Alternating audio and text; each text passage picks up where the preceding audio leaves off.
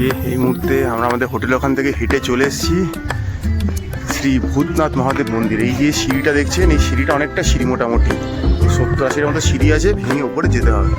তো গিয়ে দেখবো কি দেখা যায়। বলে এখান থেকে পুরো ঋষিকেশটাকে খুব ভালোভাবে দেখা যায়।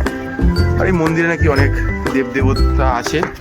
চলুন গিয়ে দেখি। এটা অনেকটা ঋষিকেশের পিছনের দিকে রামঝুলা দিয়ে এসে অনেকটাই হাঁটতে হবে আপনাকে, মোটামুটি 1-1.5 কিলোমিটার। তো অনেকে এটা আসে না, তো দেখিয়ে দিই আপনাদেরকে। যদি আগামী দিনে আপনারা আসেন তাহলে এই মন্দির দর্শন করতে পারেন। তো চলুন উপরে পৌঁছে দেখাচ্ছি কি রয়েছে। এই যে মন্দিরটা হেঁটে উঠে ভেতরে একটা বিশাল বড় শিবলিঙ্গ রয়েছে, শুরু হয়েছে। তো আপনারা চাইলে এই মন্দিরটা আসতে পারেন, খুব নিরিবিলি। ঋষিকেশে যদি কোনো শান্ত মন্দিরে পুজো দিতে চান তাহলে এই মন্দিরটা আসতে পারেন, শ্রী বাবা ভূতনাথ মহাদেব মন্দির। এবার আমরা উপরে যাবো, কী কী আছে দেখব। যে মন্দিরটা দিয়ে আসার পরে উপরে ওঠার বিভিন্ন সিঁড়ি রয়েছে। বলা হয় এই সিঁড়ি দিয়ে ওপরে গেলে ওপর থেকে পুরো ঋষিকেশের একটা বার্ডস আই ভিউ, অর্থাৎ পাখির চোখে ঋষিকেশকে দেখতে পাওয়া যায়। এই দেখুন আমরা কিছুটা উঠেছি, তাতেই আমরা দেখতে পাচ্ছি। এই দেখুন জানকী সেতু, এদিকে এই যে রামঝুলা। লক্ষ্মণঝুলা তো এখন বন্ধ, দেখা যায় না, বাট যত উপরে যাবেন তত ক্লিয়ার ভিউ দেখতে পাবেন ঋষিকেশে। তো চলুন কি দেখি। তা দেখছেন সিঁড়ি এখান থেকে উঠে এলাম, আরও কিন্তু উপরে ওঠা যায়, ঠিক আছে। দেখুন আরও উপরে লোক চলে গেছে, ঠিক আছে। আপনি যত উপরে যেতে যাবেন যেতে পারবেন, কোনো অসুবিধা নেই। আর এখানে পুরো শিব, যেহেতু শিব মন্দির, দেখুন এখানে একটা শিব রয়েছে। আচ্ছা এইখানে একটা শিব রয়েছে, এই দেখুন। আচ্ছা এইখানে দেখুন একটা শিব রয়েছে, এই যে আপনার ভেতরে নিয়ে দেখা। এখানে এখন তালা মারা রয়েছে, কেন জানি না। মন্দির যখন খুলে দেওয়া উচিত সবার জন্য। এখানে একটা শিব রয়েছে, এখানে প্রোটেকশন উড়ে গেছে। তো এখানে সব শিবই রয়েছে, বিভিন্ন রকমের শিব, শিবের বহু নাম। আর এখান থেকে যদি দেখেন পুরো ঋষিকেশটাকে আপনাকে দেখাতে পাচ্ছি। দেখুন এর থেকে আর ভালো ক্লিয়ার কোনো ভিউ দেখাতে পারবো বলে আমার তো মনে হয় না। ওই যে আবারও জুম করে দেখিয়ে দিচ্ছি, এটা হচ্ছে জানকী সেতু, দেখে নিন। এখানে মানে আমরা ওই সামনের রাস্তাটা দিয়ে হাঁটি, গঙ্গা পাড়ে যখন আরতি দেখি হাঁটি, ওইটা দিয়ে হাঁটি। আচ্ছা আর একটু যদি এদিকে আপনাদের দেখিয়ে দিই জুম করে, এই যে দেখুন এই যে দেখতে পাচ্ছেন, এইটা হচ্ছে গিয়ে রামঝুলা। বাট লক্ষ্মণঝুলা ওদিকে, সেটা এখন বন্ধ হয়ে গেছে, সেটা এখান থেকে দেখা যায় না, কারণ লক্ষ্মণঝুলা এখান থেকে 2 কিলোমিটার ডিস্টেন্স। ওটা বন্ধ, বাট ওটা এখনও ভেঙে ফেলা হয়নি, ওটা থেকে যাবে, কারণ ওটার নামেই ঋষিকেশ বেশি বিখ্যাত। আর তার পাশে একটা নতুন গ্লাসের একটা তৈরি হবে ব্রিজ, যার উপর দিয়ে হাঁটা চলা যাবে, মানে আর কি মেক ইন ইন্ডিয়ার প্রজেক্ট বলতেই পারছেন। তো এখান দিয়েও দেখিয়ে দিচ্ছি আপনাদেরকে, ভালো করে দেখুন। এই যে দেখতে পাচ্ছেন এটা গীতা ভবন, এটা পরমার্থ নিকেতন, যেগুলো আপনারা ওই পার থেকে দেখতে পান। আর ওদিকে দেখতে পাচ্ছেন একটা GMVN রয়েছে, এই যে দেখায় এটাকে। আপনারা এখানে এসেও থাকতে পারেন বুকিং করে। আর দেখুন গোটা ঋষিকেশটা দেখতে পাচ্ছেন কি সুন্দর দেখতে পাওয়া যাচ্ছে। সকাল সকাল এলে ভালো লাগবে, বিকাল এলেও ভালো লাগবে, বাট বেলা এলে একটু রোদ থাকবে গরমকালে, সেটা অসুবিধা। আর দেখুন গঙ্গা কুলকুল বেগে বয়ে যাচ্ছে, কিছু লোক রাফটিং করছে, কেউ চান করছে, বিভিন্ন রকমভাবে বিভিন্ন কাজ হচ্ছে। আর আমরা এখানে এসেছি যেটা সময়, দেখুন ওপরেও সবাই দেখুন ছবি তুলছে, ঘুরছে ফিরছে, সব কিছুই করা যায় মোটামুটি। তো আপনারা এই মন্দিরটা, সেটা হিডেন মন্দির, খুব একটা বেশি লোক আসে না। এখানে একটা শিবলিঙ্গ রয়েছে দেখতে পাচ্ছেন, আর এখানটাতেও বোধহয় একটা শিবলিঙ্গ আছে, দেখি প্রচুর শিবলিঙ্গ এখানে। তো আর পুরো মন্দিরটা দেখুন একদম ত্রিশূল দিয়ে, ঘণ্টা দিয়ে খুব সুন্দর করে সাজানো।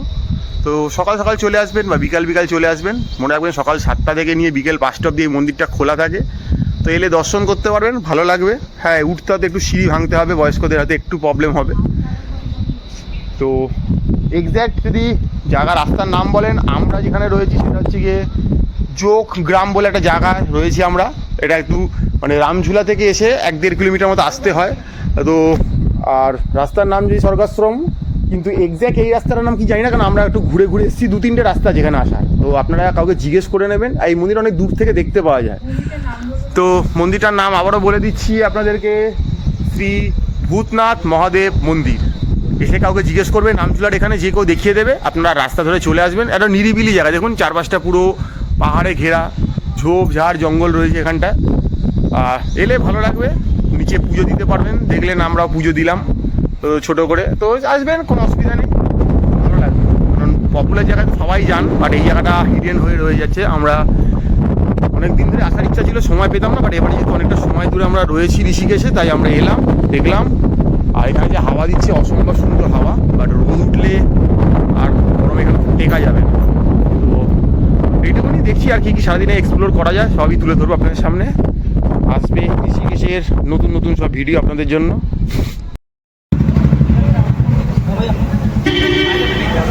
দেখেছেন কি সুন্দর একদম কড়াইয়ের মধ্যে ভাজা হচ্ছে গরম গরম প্যাচালো প্যাচালো জিলাপি, রসে ডোবানো একদম পাশে তৈরি রসে করে রেখেছে, আর এখানে গরম গরম ভাজছে। 400 টাকা কেজি এই বিকানেরই ভোজনালয়ে। তো সেটা আমরা খাবো। তো দেখতে থাকি নিচে গিয়ে আর কী কী পাওয়া যাচ্ছে। খুব সুন্দর, আমার পছন্দের জিনিস একটা মিষ্টির মধ্যে জিলাপি। তো সুন্দর করে দাদা বানাচ্ছে, এখানে দেখা যাচ্ছে এটা।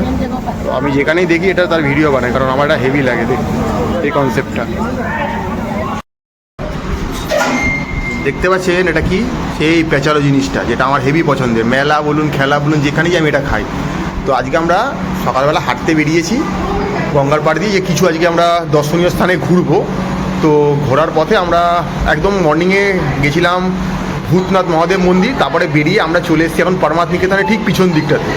ওখানে একটা দোকানে দেখলাম লেখা রয়েছে বিকানেরই ভোজনালয়, মানে বুঝতে পারছি নামটা শুনে যেটা রাজস্থানে কোনো একটা দোকান। তো আজকে আমরা একটু নিরামিষ, এখানে তো নিরামিষই পাওয়া যায়, বাট পেঁয়াজ রসুনের চল আছে। আমরা যেহেতু পেঁয়াজ রসুন ছাড়া খাবার খাবো, তো সে নিয়ে দোকানটা এসে কথা বললাম। ওরা বললো যে হ্যাঁ পুরি পাওয়া যাচ্ছে, পুরি এক প্লেটে 4টে করে দিচ্ছে 50 টাকা। তো আমরা 2 প্লেট পুরি অর্ডার দিয়েছি। আর এখানে বেশ বাইরে দেখলাম ঢোকার সময় গরম গরম জিলাপি ভাজছে। তো জিলাপি অর্ডার দিচ্ছি। এই জিলাপিটা ওরা কিন্তু বললো যে গ্রামে বিক্রি করছে, ওরা কিন্তু পিসে বিক্রি করছে, যেটা আমরা কলকাতায় পিসে খাই। এখানে 400 টাকা কেজি জিলাপি, মানে ঘিয়ে ভাজা। তো আমরা এখানে 100 গ্রাম অর্ডার দিয়েছি। তো ক পিস হয়েছে এর মধ্যে? 8 পিস। 100 গ্রাম 8 পিস, মানে ঠিকই আছে। আমাদের ওখানে 5 টাকা করে পিস, মানে 5 8 40 টাকা। হ্যাঁ ওই একটা ব্যাপার যেটা হচ্ছে যে কলকাতায় আমরা যে জিলিপিটা খাই, মানে বাঙালিদের দোকানে স্পেশালি জিলিপি পিস হিসাবে বিক্রি হয় এবং বড় বড় সাইজ থাকে। আর কলকাতার মধ্যে যে কোনো অবাঙালি যদি কোনো বড় দোকানে খাওয়া যায় বা একটু মিডিয়াম দোকানে, আমি যা অভিজ্ঞতা আমি দেখেছি সেখানে কিন্তু জিলিপি ওজন দরে বিক্রি হয়। এবং আপনি দেখবেন যে রথের মেলাতেও জিলাপি ওজনেই বিক্রি হয়, পিসে বিক্রি হয় না কিন্তু। বা কলকাতার বাইরে তো সব জায়গায় জিলিপি, কলকাতার বাইরে যে কোনো মিষ্টি ওজনে বিক্রি হয়। এটা আপনি যে একটা দুটো চাল দিয়ে দেবে হ্যাঁ এটা সেটা ওজন হিসাবে দামটা, হ্যাঁ কিন্তু আমাদের ওটা অসুবিধা হয় নিতে আর কি। তো এখন ওটা খেয়ে দেখার পালা। মনে হচ্ছে ক্রিস্পি হবে খুব খেতে, আর ঘিয়ে ভাজা তো ভালো হবে খেতে।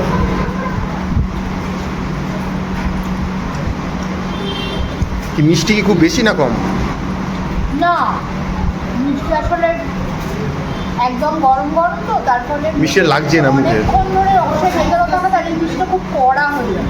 কিন্তু আমার মনে হয় রসে ডুবিয়ে একটু পরেই তুলে নিচ্ছে, তাই জন্য মিষ্টিটা পাচ্ছি, কিন্তু সেটা মুখ জড়িয়ে যাওয়া যে মিষ্টি, সেই মিষ্টিটা খাওয়া যায়। হ্যাঁ যে কোনো রান্না গরম খেলে দেখবেন আপনি সেই ঝাল নুন টেস্টটা একটু কম পাবেন। থিতিয়ে গেলেই ব্যাপারটা বাড়তে থাকে আস্তে আস্তে। তো আপাতত আমাদের জিলাপিটা দিয়ে যেহেতু হয়ে গেছে, আর পুরীর প্রচুর অর্ডার পড়ছে, আমাদের আগেও লোক রয়েছে, তো যেন বলে পুরিটা দিতে একটু দেরি হচ্ছে। তো আপাতত এই মিষ্টি মুখ দিয়ে মুখ চালাই আজকে সকালটা, তারপর খাবো পুরি। এই যে দেখতে পাচ্ছেন আটার পুরি চলে এসেছে, কিন্তু লুচির ময়দার কিন্তু হয় না। আর তার সাথে দিয়েছে আলু মটরের তরকারি। তো এবার ম্যাডাম একটু চিনি নিয়ে নিচ্ছে, ম্যাডামের একটু রান্নাতে মিষ্টি খাওয়ার অভ্যাস আছে হালকা করে। তো এবার ম্যাডাম এটা খেয়ে বলবে কেমন কি খেতে। আর এই প্লেটটার দাম কিন্তু 50 রুপিস, 4 পিস থাকবে 50 রুপিস। তো এবার ম্যাডাম খেয়ে বলবে।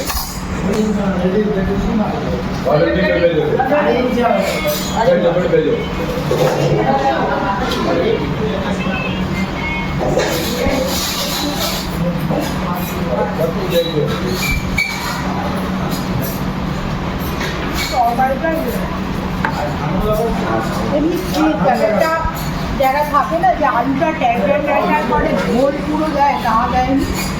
টেস্ট কেমন?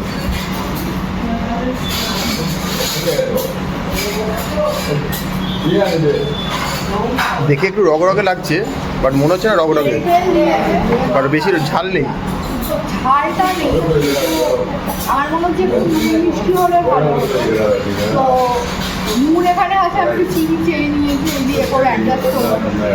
লাইট একটু টমেটো দিয়েছে, টমেটো কড়াই দিয়ে আলু দিয়ে করে তরকারি ঠিক আছে, কিন্তু আমার মনে হচ্ছে একটু সামান্য, আমি তো অ্যাকচুয়ালি টেস্টের ব্যাপারে পারফেক্ট আমি খাওয়ার চেষ্টা করি, একটু নুন মিষ্টি সামান্য হলে ভালো হয়। আর বুঝতে পারছেন ঠিক আছে।